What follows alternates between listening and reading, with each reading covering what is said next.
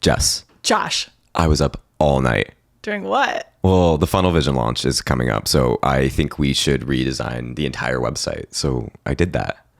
Oh, all on your own? Mm-hmm. Okay, this should be good.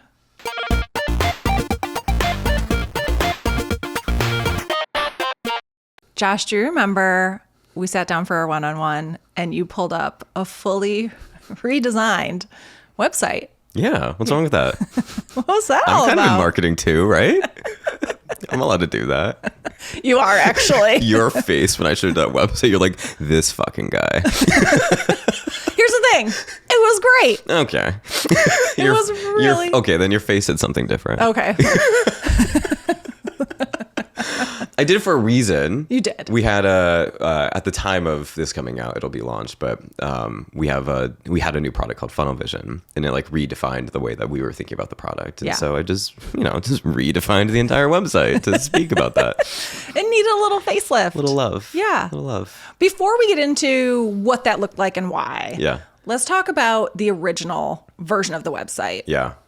There's kind of this thinking of like, what got you here won't get you there, right? Like, you created this beautiful, incredible website for Vector, but there's a point where it has to evolve to match kind of the next evolution, the next version of the company. Yes. But let's talk about the first version, because when I came to the company and I first saw the website, I was like, there's for sure a brand designer here. There's for sure a web designer who understands how to like build all this in Webflow.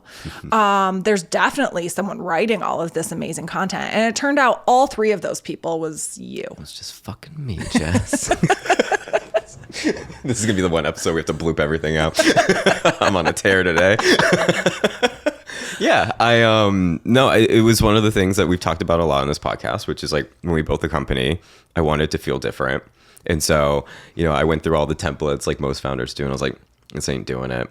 And so I'm one of those CEOs that's like annoying because I'm like slightly okay at lots of things. And so I think I should be doing more than I should. And website design was one of those things. So I've been coding for 20 years. And so like that was something that I wanted to do. And I love brand. Like I love the feeling of things. And so, I like looked at like boring B2B SaaS websites. And, I grew up in like the Drift Gong era of like, I think Udi from Gong put like a bulldog and like a purple and pink fuchsia on their website. And I was just like, that's the brand. That's it. Yeah. And so obviously you can't just copy the CSS off their website. You have to make up your own brand. Dang it. I guess. And so, one day we sat down and we built out the website and we're like, actually the ghosts weren't like originally in it. Ooh, I didn't know this. Tell me more. Yeah, no, we actually, hang on, prop. I have a prompt for this. Ooh. So like the back of my laptop has like the evolution of our brand. Yes. Oh, okay. Yes, I have. I've seen this Vector logo. We started here. You look like it looks just first glance. You sell cars. The lasers that protect the Mona Lisa. Yes, that's actually where we pivoted from. Now we're in MarTech. No, that's the worst part is like we were always in marketing and that doesn't feel like it. No. But no, so the first thing that we were building was like a relationship software.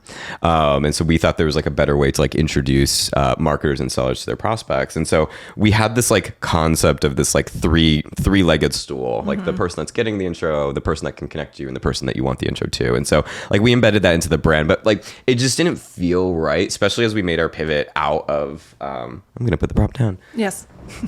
Carefully. Yeah. Jeez, that's company property. I'll buy another one. No, it just didn't feel right as we made the transition from the relationship space into what we do now, which is contact-based marketing. Like we knew that we were selling to marketers. We needed it to feel different. And so we went with a little more bubbly, airy, lots of room. And I loved building that. And then eventually we get asked this question a lot, is like, where did the ghost come from? Yeah. We had one, like when I was building out the landing page, there was one place on the website where I wanted to put a ghost. It was like there's ghosts in your funnel kind of thing. Yeah. And for some reason the wheels started churning there, which is like, that's actually like really cute. Like we Yeah. could have a mascot. We could have this whole story about like ghosts like on your site getting decloaked. And so, the brand just kind of like fell together after that part. I eventually used a tool called Lasco, which is like a mid-journey, but trained after your brand. Yeah. And over like a weekend, I whipped up our first website. That's amazing. Yeah. The website has so much life despite there being dead ghosts on it. Yes, they're lovely ghosts. They're so great. And they're such a wonderful shorthand for the brand. Yes. I think that is a really exciting like part of having a mascot. Yeah. I was so excited when I came here to have a mascot to play with. We've Yes. been using Ghosty in ads. Every new employee gets their own Ghosty. Yes. That's a lovely little touch. Yes. So, maybe at first it just kind of seemed like a cute design element, and Yeah. it has turned into a full-fledged like brand Yeah. necessity. Somebody commented on one of my posts recently on LinkedIn, and they're like, when I see the ghosts, I think of Vector, not Snapchat. And I was like, yes. That's huge. Yes. Yes. Oh my gosh.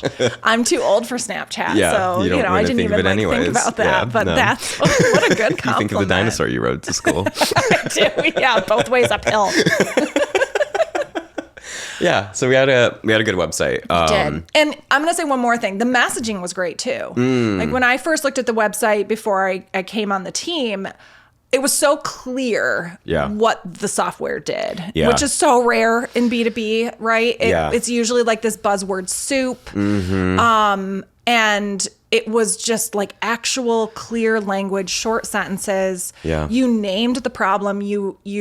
We talked about this in a previous episode, but the positioning of kind of borrowing from this idea of account-based marketing, people already knowing what that was, Yeah. running that practice of like this approach of account-based marketing. Yeah. And now there's this deeper version of it, contact-based marketing. Yeah. And immediately like someone understanding what that meant. Yeah. Just all of it was really smart. Thank you. There was a couple things that I think like led me to the copy. One is when we did our fundraise, like every investor is basically like, what's your 2-sentence statement? Like, what does Yeah. Vector do, right? So you get really good at figuring out like, how do I cram all the important things that someone needs to know into 2 sentences? Yep. So you go through that exercise a bunch. It's also the thing that you do at like any social like mixing thing in San Francisco, right? Like, what company are you building? What do you do? And so you get really good at it. And then the other thing is like, I was following people like you and just lots of like content and copywriters, and I had always loved like the people that post about like, hey, here's what Stripe's messaging was when they first came out, Yes. right? It was an API for, credit card processing, right? Yep. Like very tactical. It tells you what it does. And then you watch like the evolution over time where it's like, now they're a platform, they're big. And it's like the global ecosystem for payment providers, right? And it's like Yeah. you start to become obscure, which you have to do because you got 9 different products in it. Right. But we didn't have to do that. We did Yeah. one thing really well, which is like we were ABM, but much better at a contact level. And like Yeah. we just, marketers understood what that meant. Totally. Yeah. Love it. Josh, Yeah. I think we have arrived at the moment. Do you know what moment I'm talking I about? think it's my favorite moment, but tell me. It is your favorite moment. It's the moment where we look deep into the abyss of the camera and reach through the camera using our eyes and words Right into the soul. right into the soul of marketers who need some positive affirmations. Give it to them. Dear marketer, you don't build pipeline. Your pipeline builds itself and then sends you a thank you note for the opportunity. Dear marketer, when you post on LinkedIn, your competitors reschedule their product launches.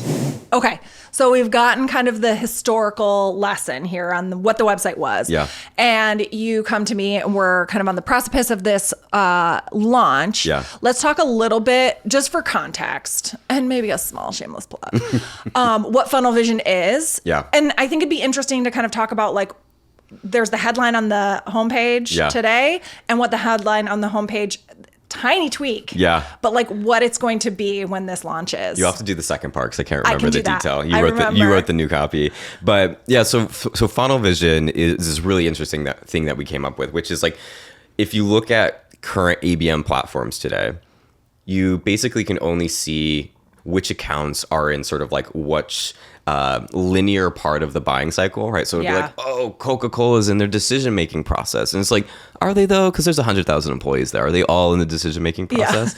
And so we realized 2 really cool things. One, we could do contact level. So we could figure out like, hey, Jess is in the decision-making process and Josh doesn't know who the heck you are, Yeah. right? So that was like the first innovation was like contact level buying journey. Yep. But then we also realized that this sort of linear funnel wasn't true. It's like a selfish funnel of like, oh, okay, are they a customer or are they talking to sales? Are they talking to marketing? Or are they not talking to us at all? Like that is a dimension you should care about.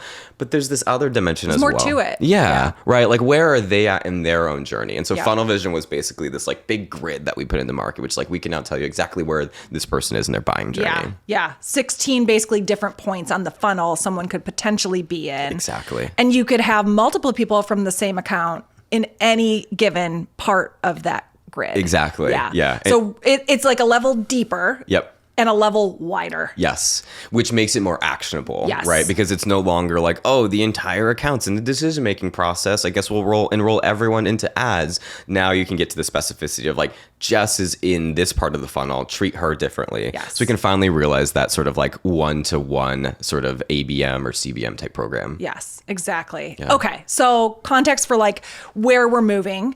Because before funnel vision, we showed you the contacts. Yeah. We could tell you intent wise what they were researching off of your site, but we couldn't pinpoint exactly where they were in the funnel. And now we're giving you the ability to do that. Exactly.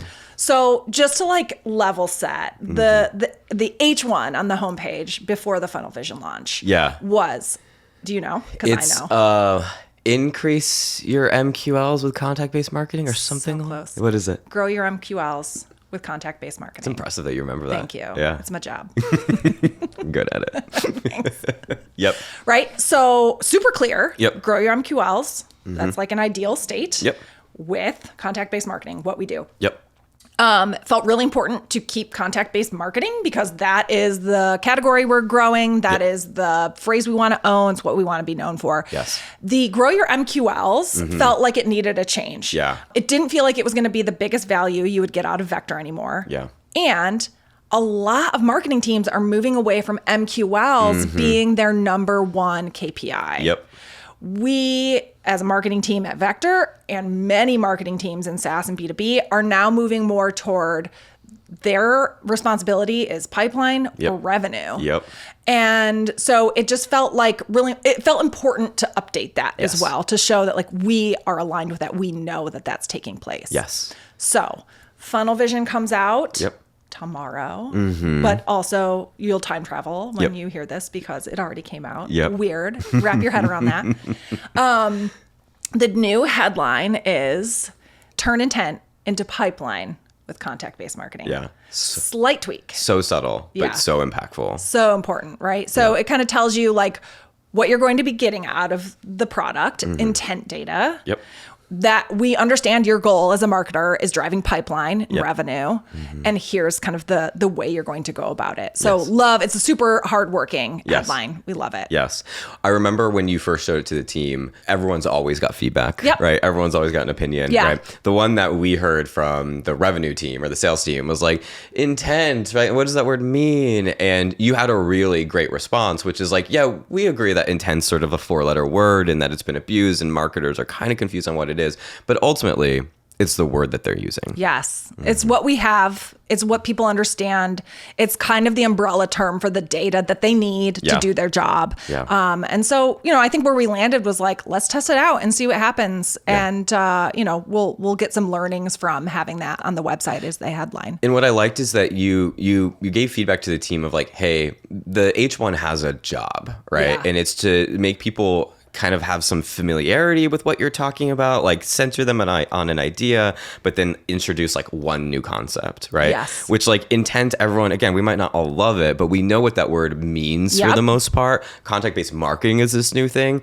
Once you start to have two new things in a sentence, it's too much. Really confusing. You're going to lose people. Yeah. Yeah. And so I loved your feedback to the team, which is like, hey, when you get them on a call, you can go explain to them, right, that intent is defined to us this way versus whatever. Like that. Totally.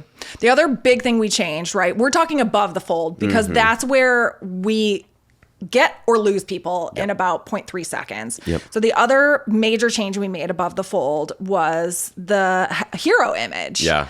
Again, ever so slightly. Yeah. Do you want to talk about that a little bit? Yeah, we had this like really cool graphic, right? We weren't sure like when we were first building a website, what do we want to put here? A video, right? Like whatever. And so we came up with this really cool graphic that basically has one of our mascots, a ghost, pushing this like card into a void. And like the card basically says like, someone from this account is on your website. Someone from Stripe. From Stripe's on your website. And the card's getting like pushed into the void. It's like getting like shredded. Yeah. And then on the other side of that card is like a line that's pulling out of it. And it was going to basically this sort of like new card where it's like Jess was on your website from Stripe, right? Yep. And so there was this very clear understanding of like, this was before, this is after, and then on the right side of the image, so it's sort of like 3-panel, right? Yeah. Like ghost on the left side, Jess in the middle, and then on the right side, it was like all the things you could do with that, right? Yep. It's like enroll Jess into an ad, send to the sales team via Slack, push into HubSpot, right? Yep. So it's very clear in like one image, like, oh, I get this. I get the old way, I get the new way, I get what I'm going to get out of this. And we got feedback like that from customers. People loved it. They loved it. They would say, I would come to the homepage, I could read the headline, I could see that image, and I knew exactly what the tool was going to do for me. Yes. And then you came to me one day and said, we should change it. But we don't want to lose what's great about it, right? Yes. We want to evolve it just enough to show there's something new here, or at least to show off the new product. Yes. We love showing product. Yeah. We're not afraid to do that. I've been Yes. at companies before where they're very afraid to show product. We're not, and that's exciting. Yes. And we wanted to show it in a way that like kept the goodness of the instant gratification of the visual, but update it in a way that showed the new benefit and value of the product. Yes. So all we really changed was the middle part, right? Yeah. Like we still had a ghost pushing a card in, right? Showing the old way. But now in the new way, instead of just showing who the contact was, we basically just put that contact like on this little grid, right? Yeah. Like we plotted them like where they were in their journey. Yeah. And what I thought was really brilliant about you wanting to change that piece is we've talked a lot about category creation. I don't know the word for it, but there's almost like image recognition, right? We have this piece of our product, this sort of 4x4 grid that shows people where they are. And we wanted to start to embed that in people's minds early on of like, what is this, right? Because you see it everywhere. You see it in what Alex is working on with our playbooks. You see it in our product. You see it in our demos. And so starting to create that like pattern awareness, I think was really smart. Yeah. So where we ended up, we're really happy with. It was kind of this middle ground between what you brought me that day, which was a full-blown like color palette revamp. Yep. We kept the ghost. Messaging was slightly different, but like it would have been a lot to pull off for this launch. Yeah. And where we were before, right? Yeah. All of the bones, the good bones that we wanted to keep, but like update the messaging, some visuals to really bring this new product to life. Yes. Now, how do we get to this new version? What is your thinking on how we get to this version that you've brought to me? Yeah, I think so what was interesting about the version I brought to you was like it was like a strategic narrative shift. Yeah. Right. And I think more so than the visual changes, that was the part I think gave you and I pause, right? It's like this isn't just, oh, we're changing a page, right? It's like we're changing sales enablement, we're changing the way we talk about the product. Yeah. I am really bullish on like the narrative itself, right? So like I Yeah. basically sat down and tried to understand like who's the enemy, right, in our space. Yeah. Like I love Andy Raskin. Yeah. He does a lot around strategic narrative. He was the one that did like the Zora best sales deck I've ever seen article. And he's got a bunch of content around this, but basically he says like in order to name the new way, you have to name the old game as well. Yeah. And so when I sat down to think about like what that narrative is, I didn't want to be the person that's like, oh, like I'm going to name a competitor as the old way, right? I didn't want to punch to a competitor. I wanted to punch to what those competitors made marketers feel. Yeah. And so those ABM legacy platforms made marketers feel like they were guessing on what intent meant, guessing it was on their website, guessing it was clicking their ad. And so like I brought you this like mecca of like a strategic narrative, which is like goodbye guessing, hello contact-based marketing. Yep. And like I still really love that, but I think too. Thank you. I used it as my blog title, by the way. Did you really? Yeah. Yeah. I need to go read that one. Your blog title. You're the author. I wrote that. All out of here, baby.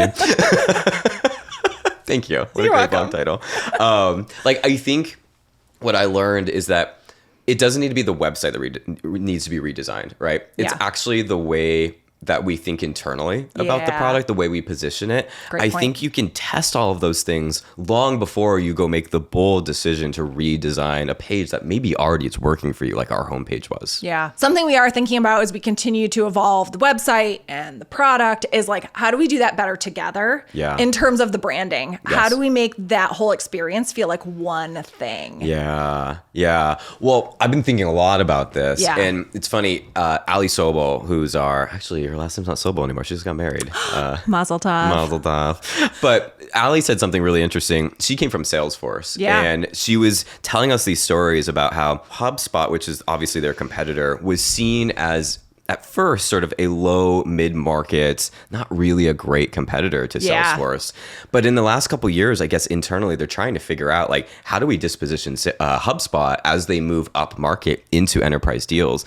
And the thing that they're really struggling with at Salesforce is once a brand has the concept of feeling enterprise and feeling complicated and like you need a partner to implement it, it's really hard to undo that. Yeah. Really hard. You can't take that back. Yeah. And so you and I have been thinking a lot about like, how do we have some shared resources across both marketing and product that can sort of tie this simplicity and these sort of guided experiences. And this aligns really well with what Alex is working on the, the PLG side of things. Yeah. And I think that that's we haven't hired that role yet. We're still looking, but I think that that's a really important part of where we're going is tying that together. And the fun, like there, I go into certain products like a Descript, and it's fun for me to play around in there. And I want people to feel that. We want people to feel that inside of Vector, that setting up a new segment is fun. That like going into that little funnel grid and clicking in a spot and kind of seeing who's in there is like fun and exciting. Yeah. And just as exciting as they felt the first time they came to the website and they were like, ooh, this is new and cool and interesting. Yes. I need to know more. Yeah. And I never realized it's such a skill, right? Like powerful yet simple. It's like a very hard thing to do in design, in product, right? Yeah. To make someone feel like, oh, this is a new concept. I have to learn it, but it's not scary to do so. Yeah. It's really important. So let's circle back on this website redesign next week. Okay. I'll Slack you. Great. Oh yeah. Let's do it async. So I'll email you. Yeah, FaceTime?